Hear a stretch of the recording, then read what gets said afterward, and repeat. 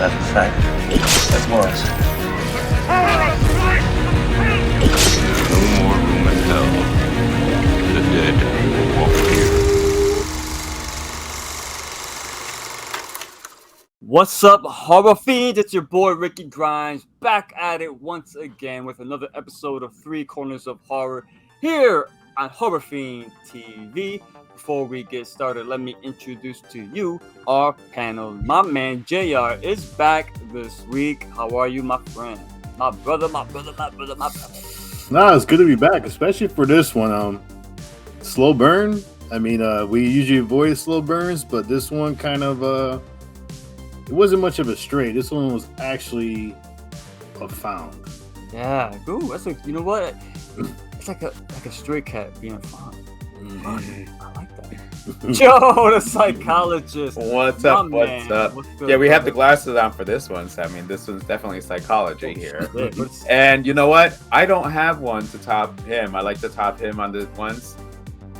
JR got it Ooh, on that ooh, one. So, this one? Oh, oh, sorry. yeah, that was you. You know what I mean? What we will be discussing tonight will be the Netflix original film. It's called The Strays, written and directed by Nathaniel Martello White. This film stars Ashley Medekwi as Neve, Jordan Myrie as Carl, Buki Bakre as Dion. Guys, let's hop right into this one. Joe, the psychologist, I'm gonna throw it to you first. What did you think of this film? Because Netflix films got like this stigma where they could be really good or fucking trash. I What mean, say you? well, first of all, you watched it first, and you asked us Mhm. if we saw this one. Yeah. So honestly, whenever you all of a sudden this, especially a new movie, pops up, and you're like, "Hey, did you watch this?" I'm like, "Huh." If Rick watched it, so I checked it out, and fuck, honestly, I think I texted you guys, "I'm starting the Strays," and then the next message you got from me was that end. Like I was not on my phone. I watched this with Adam and his friend Nicole. Oh, well, our friend Nicole. And we spoke here and there. Other than that, it was watching and just this movie. Oh my God, this was a great movie, to be quite honest with you. Wow. Like I mean, Mm. it kept three people from, and you know, Nicole, no shade, but me and you are the same. No shade, We- Nicole. No shade. we could be on our phones while we're doing stuff, and literally her and I, our phones were down, and when that movie was done, we were all like, wow, that was good. So this movie, it's a surprise sleeper. That's what awesome about horror movies is that every once in a while. Now I will say, you then mention it, and then I saw kind of trending was the end, which we'll talk later. But I'm like, oh man, I'm so fucking curious now because Rick mentions this movie, and then nobody spoiled anything, which was great. But everybody was talking about that end has me shook, or that end has me, and I'm like, all right, I'm so fucking curious. This movie, yeah. We'll talk about the end when we go to rate this movie. Yeah, I went into this movie not knowing about the end or nothing. I saw it because it was on Netflix, new movie. Me and my girlfriend were looking for something to watch. Fuck it, it's new. 1 hour and 30 minutes. Thank you, Perfect. filmmakers. Perfect. JR, what say you, bro? 1 hour and 30 minutes.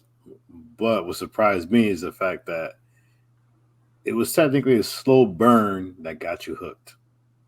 And the way it started off was good. You had a traumatic experience with one of the main characters, and then all of a sudden you get a little bit of a time jump to somewhere else, and you're wondering what the hell just happened. And this film, what it does is, I mean, when me and you talked, Rick, we were like, is this really horror? But it does have horror elements in it, which that's the beauty of horror. You can have a pure thriller with little sprinkles of, the horror elements, and it brings the movie, even better. For this one, it was, yeah, it's like I didn't know where it was going at first, and then once we made that time jump, I'm like, all right. And what I like about this movie is we always talk about the vagueness of certain things. So the main character's behavior, you were wondering why exactly she's acting this way. And the fact that it took a while to really start noticing all the little nitpicks of why she was acting. We'll talk about it more, but she was acting in a certain manner. But I think that's what captivated the audience even more watching this film, is the whole time you're wondering what's going on with her. And then her behavior, like, who's that person? Yeah. Who's that person? Who's that outside? So now you have the horror elements come into play. Because now you have, let's be honest, you have a whole town of one color, Yeah. and one person who doesn't want to be that color. Color. So yeah, it was an interesting movie. I'm glad we watched it. Yeah, this one is this one's gonna be fun to talk about. It doesn't overstay its welcome. Movies like this got this tendency to, for some reason, hit the 2 hour mark. Yeah. And more. I don't know why. This it resisted that temptation and kept it tight. And like GR said, it's a slow burn, but the reason why it works is because of the runtime. And it never feels like it drags or anything like that. You're constantly learning stuff and it's constantly evolving within the story. The abrupt ending, though, we'll talk about it later. I laughed my fucking ass off. I was like, I was talking to my girl at the time. I was like, I fucking love this ending. I know, and I said it. I know people This are is gonna why bitch these are about this on. ending. They're gonna bitch. They're gonna complain. I fucking loved it. It took balls for this ending. We got Neve here. This character obviously starts off the story in one spot. Looks completely different. Her surroundings are different. She's on the phone talking to her sister, I believe it is, and like all of a sudden it transitions where she leaves her home, and then like GR mentioned, it flash forwards ahead of time. Now she looks completely different. You're thinking to yourself, is this the same character? Now she's seeing visions of two characters around.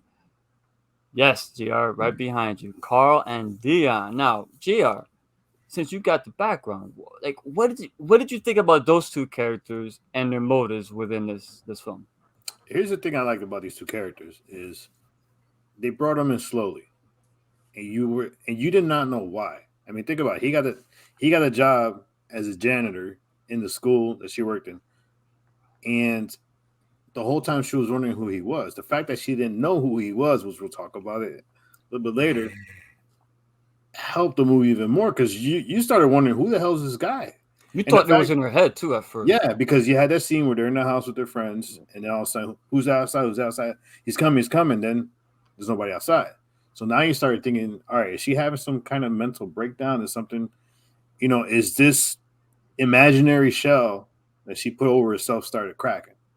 And it slowly did. Now, what I think makes it even better is the fact that they befriended her children, and you genuinely felt that they really wanted to befriend the children. But then once everything starts taking to play, where you start realizing, I'll let Joel say who they are, realizing who they are makes it even better, because now you're wondering, all right, do they really want to be friends to these two kids, or are these two kids just part of their plan to unwrap the real plan that basically is happening? Like, for me, the best scene in here is, and I'll leave it at this, is when they're having a party and they show up. Listen, for me, I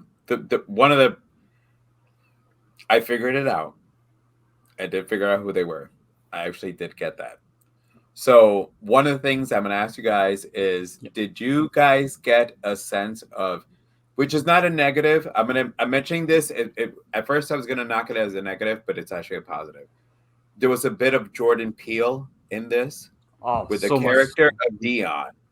If you think about Us with the red, what was the one weird thing you noticed about Dion? Let me look at that picture. Jer, what other way, Jer? What's she wearing? Oh, wait. Oh, the other way.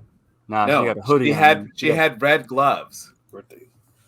Yeah. She wore red gloves. It was when you watch the movie, she wore red gloves. Okay. And if you see the movie Us, they were in red. Yeah, red is the most. So this movie was basically, once I figured out what it was they were watching, looking, going, this could be us. Mm-hmm.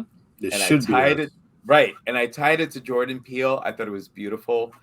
I was going to bring that up as a negative, but honestly, that's basically them giving him props for this. But I felt in that scene, this movie is a Jordan Peele type of movie. If we can start, saying that this guy makes good horror, and it's horror in the horror that this doesn't have gore. This has like no slasher stuff, but the brother and sister, which is who they are, and they turn out to be Neve's kids.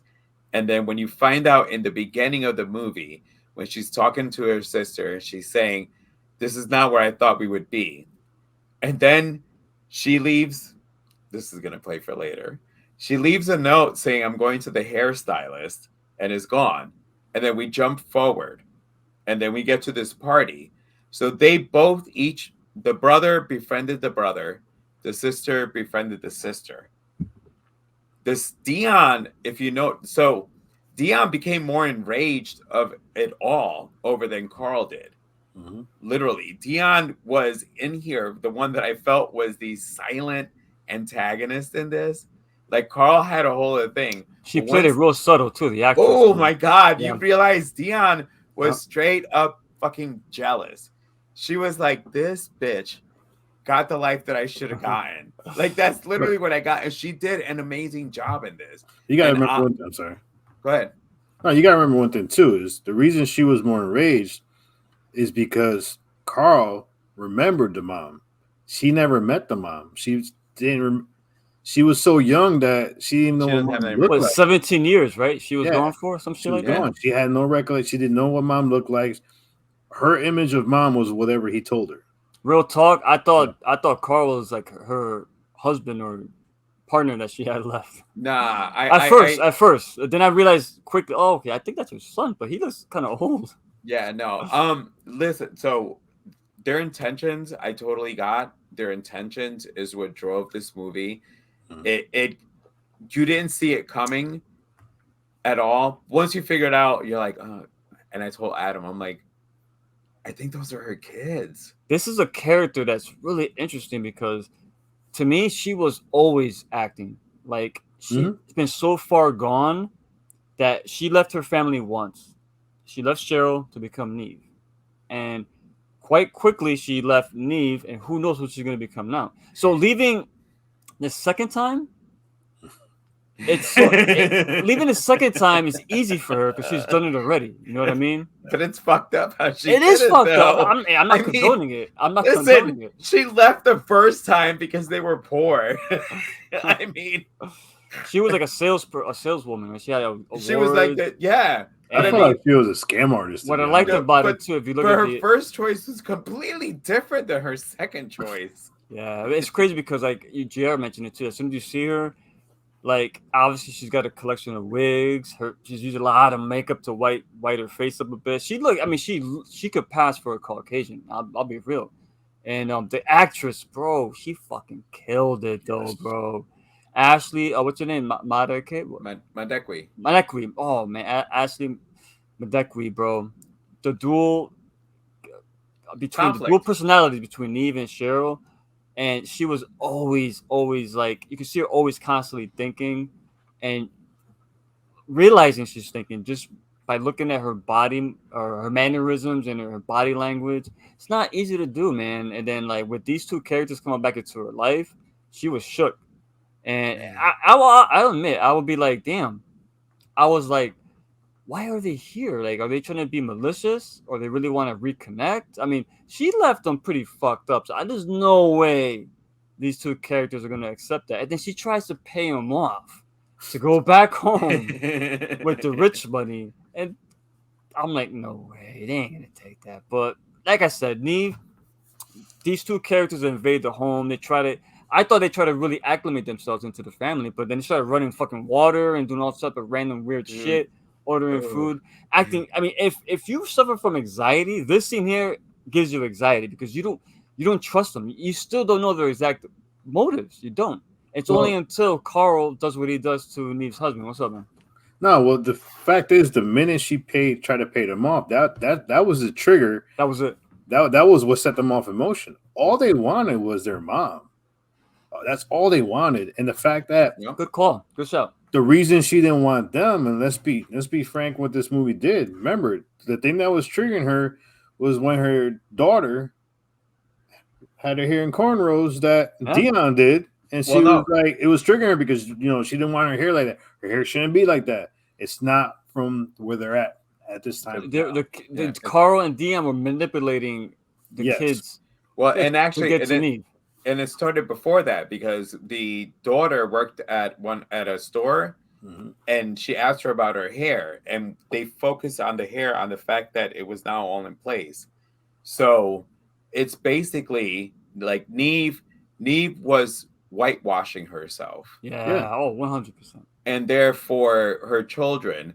And I actually had, like, I think I've mentioned this before when we do this, I'm a sleep tech, and I was talking to a patient of mine who said the scratching that she was doing, so scratching sometimes comes from the wigs, or it comes from when they do the braids, it tends to hurt a little bit, so they scratch instead of like, so that was it her scratching it brought her back to poorness. And it's not that what I'm saying, it's classifying that, but it just comes back to like back in the day, metaphor. And that's why she kept doing that. So you kept seeing this little, like when she's scratching, it's literally she's scratching at being back to what she does not want to be anymore. The really divisive aspect of this film was the ending. Of course, I brought it up now. Neve's decision, very controversial. I loved it, not because of what she did, but just the filmmaker had the balls to come up with this abrupt ending, which what I loved about this ending, and I'll get to it now before I forget. It came full circle because the way the movie started was with Cheryl walking down the hallway. Before she gets to the door, she looks into the mirror one last time to look at Cheryl.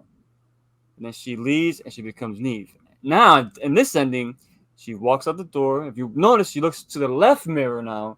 One last time to look at Neve before she walks out. So I love that little subtle, like, I don't know what you would call it, but it's just that subtle detail in there to let you know that she has no issue doing this. She's done it before. Joe, her decision. What's up, bro? Let's talk to me, man. Chat me up, dude. Son. This is fight or flight at its prime.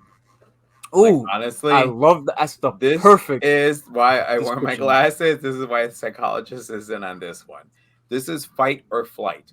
She flight every single time things got bad. And honestly, like watching it, she's just like, so first of all, when she's like, where's my purse? I have to leave a tip. I love that. So because the thing is, she was so fucking good that her other kids, Dion and Carl, were like, oh, well, this is the life she's trying to live. So they did not realize her manipulation in that moment because they're like, oh, she's trying to live this hoity-toity life. So, oh, I have to get my purse and give a tip. Give a tip. And when she walked out the fucking door, like literally at that point, like I said, we're watching this movie all quiet. She walked out, all three of us were like, what's your reaction? Please tell me. We were like, credits. Holy fucking shit. Yeah. I would have done the same. It just killed my husband. I mean, literally, I know what's about to fucking happen. She knows. She didn't see it, but she knew. She knew. Yeah, no. You know what? So first of all, what she did to Carl and Dion was wrong. But at the same time, if you didn't pick up, so Neve was so focused on making Mary and Sebastian perfect, and they still were not being perfect to her level. So when she left, she was like, yeah, so I was poor on this end, and I got these two kids, and so I'm rich, and these fucking kids I'm out. Let them fucking deal with this shit. I am done. I mean,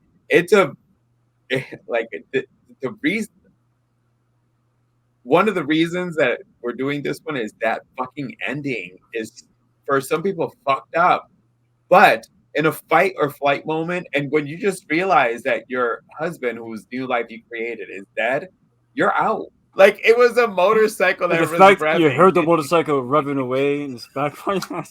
Like she didn't even get into a fancy car. She got on a motorcycle and said, "This is gonna be faster. I'm out." JR, brother, how about you, bro? Talk to me. Let's talk about one thing about fight or flight. Ian, what the fuck were you thinking? You had 4 or 5 moments to get the hell out of there. You actually, and the funny thing is, he waits to get stabbed. I want a divorce. That had me dying. I'm sorry. That was funny as hell. Boy got stabbed. And then be like, I want a divorce. Like, hold on, man. She lied to you about this. Imagine that. She had all these lies. And then, think about it. The one person that was part of the family that got killed off was the white guy. So they got rid of what they felt was the cancer in the family, but they let the actual cancer walk out the door. And the funny thing is, when I liked him too. No, what's funny when he comes around and goes, "Where's mom? Where's mom?" Well, where's mom? Where's mom? I'm like, dude, this is the second time she does it to you, man. And if you would have just left Ian alone, who basically wanted the hell out, I mean, Ian just wanted his 2 kids, and that's it. And then the one person who suffered the most was the one. And then when he dies, it's just like freaking lifting weights, and then the thing.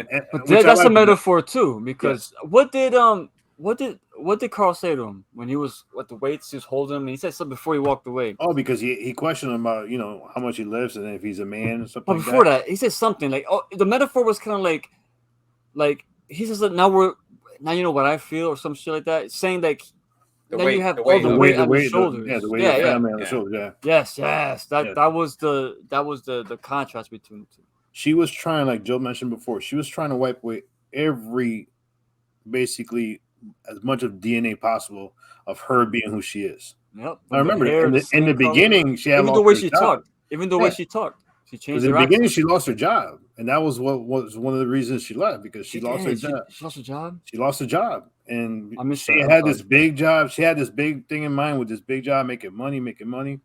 When she lost her job, that's what set her in motion to get out. And the reason she didn't want them around was not because she didn't want them as kids around, is because they were too black. Yes. And they were looked differently. And remember how she tried to get him fired from him. So she did everything to push him out, not knowing who was at first. She always felt her skin color held her back. Yes. And they said that. Yes. At the party, they said, "You tried to erase us. You tried to erase your color." Yeah. She reminded me of Tisha Campbell for some reason. From Martin? Yeah. They look like a little bit off track. It's because Dion was the one that said, "This could have been us." Well, let's do the math. How old do you think she is in this movie, Dion? The character, 18, not the actress. 17, 18. Well, she left 17 years ago. So she was like 1? She was a baby. Yeah, she was. So she wouldn't know anything now. I don't know anything. But to her, Mary is living her life. Yeah. So she's not looking at the fact of the poor part. It's the fact that Neve is now living this rich life. She could have been in Mary's spot. Yeah. That's what pissed off Dion more. Carl was a little bit more focused with his idea on this, but Dion was the one that emotionally you saw what happens when you're abandoned. She had no issue walking away because she could have easily wrote a nice little letter, handed it to that pizza delivery guy, "Help, I'm being held hostage, call the police." You walk inside, play nice with the kids, and let the cops come. But nope. She decided to get the fuck out on the back. Now, let me ask you: did she hop on the back of the bike with him, or she said, "No"? She just went and got. I don't even know when she got the keys. To be honest, no, you couldn't see nothing. You don't know. You just heard it. It was just, "Where's my purse?" Because they gotta pay this tip. Yeah, horror is subjective. It is. This film has some horrific stuff in it. It don't does. always got to be visceral. It don't got to be bloody or gory or guts. What this woman did to her, 2 sets of children, bro, is horrible, horrific, and you get it. Yes, it's I relatable. Don't want to die. It's relatable. They're not gonna kill my brother and sister. They're curious. gonna kill me. Gr, let's go around. Gio, since you're still conflicted, I'm gonna throw to Gr. Close us out. What's your score? She reminded me of Thanos. You understood why she snapped her fingers and got out. Wow. Hold you life. No, for me, I mean, this film, what it did is this film had no, like, people were talking about the ending, but it took a while for this film to really hit the audience as far as to get people talking, and that's what I liked about this film because if you know me by now, once the film starts getting hyped, I You hate have it. this expectation of it, and then I always end up crashing it and ignoring people. You But poop on it. You guys Yeah. notice I didn't say anything No. when you guys brought it No, up. no. I don't. Yeah, you're right. I don't like doing it. I hate when it's done to me. So Yeah, so for me, I mean, the performances were outstanding. Everybody, even the supporting cast, people who were around them, and you know, were family and friends, they were good. Remember, there was basically two scenes, death scenes in this film, and both of them you didn't really see, you heard. There was a kid that was basically killed with the basketball. And you see it in your head. Yeah. And then who didn't feel bad for Ian, who basically just wanted to do the right thing regardless. And then you have powerful scenes too. I mean, the scene where she's trying to buy them out is a heartbreaking scene. And this is what I like about this movie. When you have a character that throughout the movie you can actually grow to despise, even though you understand some of her things, I think that's the movie's done well. Because yeah, she was you understood her in the beginning, she became a hated character. Everything she was doing pissed you off. I mean, if you did not get pissed off with everything she did, then you know something's wrong with you. But for me, I give this a 5 because it was an unexpected film, and I think this is only my third 5. It was an unexpected film. The cast was good. You did not need the gore. The psychological aspect of this film was forefront, and yeah, definitely all these actors. Give them more roles because they're tremendous. Yeah, this is a 5 for me. Like honestly, like psychologically horror of the fact that you sit there and just would walk out on your children when 2 of your children who you abandon might possibly kill you and your children. You're like, fuck that shit. I'm out. I like, let me grab my purse and jump on my fucking motorcycle and get the fuck out of here. This ending was unexpected. It's an awesome movie. Hour and a half burn. We all love slow burns, but slow burns can drag bro, out. speak for yourself, brother. Well, no, I mean, but I'm not a fan of the Night House. Was a good slow burn, right, but other I than know that, we're not fans of it. I mean, I understand what you mean. No, I'll go. but this was, oh my god, this is a fucking 5. It's a 4.5 for me. Like I mentioned before, you don't always need the guts and gore or the visceral in your face nudity and bad language. I love all that shit, by the way. But if you could make a film without all that and impress me and keep me invested, that's saying something for me on my personal level, right? This film was really well made. This director, he's an actor. He's been in many films. Nathaniel, his first directing gig for a full feature-length film. That's not a short. I think he knocked it out the park. He was very. He kept it. He was very disciplined. He kept it at a nice length, and he wasn't tempted to push it further like most directors do now. No need for that. It's a Netflix film, and for a Netflix film, they've been kind of shitty lately. This is a very well made film. So kudos for Netflix for bringing this one out. Buki Bakrai, she to me, and it's not an insult, didn't come off as an actor. She came off as a real person. Yeah. And that's a testament to the job that the actress did. These characters scared me, bro. Like when they went into the home near the end, I was, again, no monsters, no violence, nothing. Just these 2 normal people walked in. I was scared because I know they're unhinged. I know they don't mean well. And everything was done in a way where it was passive aggressive. Fault, though. It wasn't their fault, though. Yeah, bro, but that doesn't mean you're going to be a murderer. This guy helped fucking homeboy murder somebody. This guy's about to kill their dad.